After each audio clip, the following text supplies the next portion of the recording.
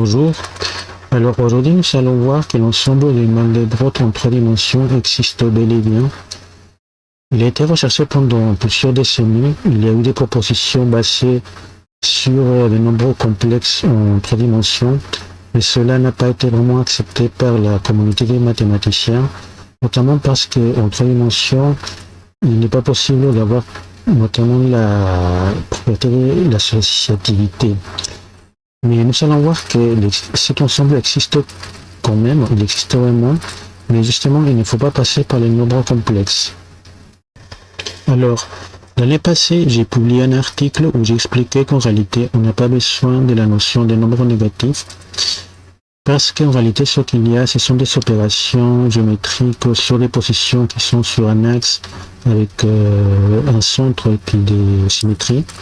Et donc, toutes ces opérations qu'il y a avec le nombre négatif et positif, ce sont des opérations de rotation de Montesi qui impliquent le vecteur unité de l'axe horizontal. Et donc après, on arrive à ce qu'on appelait les nombres complexes, qui impliquent des rotations de 90 degrés toujours du même vecteur unité de l'axe horizontal. Et donc dans un autre article, j'ai montré qu'en réalité toute l'analyse complexe est un calcul vectoriel, mais avec une autre multiplication bien sûr et une autre division. Donc tout ça, c'est tout ça. Donc je vous mets en description le lien vers cet article. Et après, au début de cette année, j'ai publié un autre article où j'applique ce principe aux 3 dimensions. Donc là, vous savez les détails. Là, vous savez.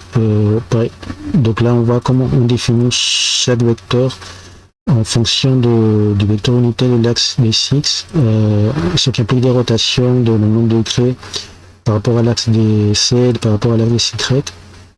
Bon, l'addition est toujours la même addition vectorielle. Et après, avec ça, voilà, vous savez les détails de comment on arrive à la nouvelle multiplication en travaillant avec des matrices de rotation. Donc là, il y a une mission d'évidence, après une multiplication, et puis bon, on arrive à cette formule, voilà, pour la multiplication de deux vecteurs. Et après, on applique tout ça à une méthode analogue à celle qu'on utilise en 2D pour faire cette itération avec un polynôme. Et donc après, vous savez, des coupes, voilà, c'est de cet ensemble, parce qu'on le trouve vraiment, le existe bel et bien. Vous savez, des coupes selon les plans X, Y, selon les plans X, Z. Donc, quand on fixe deux variables, il y a une des variables qui change, en fait. Et donc, si vous voulez voir l'ensemble en volume, c'est ce que vous avez vu tout à l'heure en volume. Je vous laisse le lien aussi en description. Et n'oubliez pas de liker cette vidéo pour que d'autres gens puissent voir cette information. Et merci de m'avoir écouté. À une prochaine.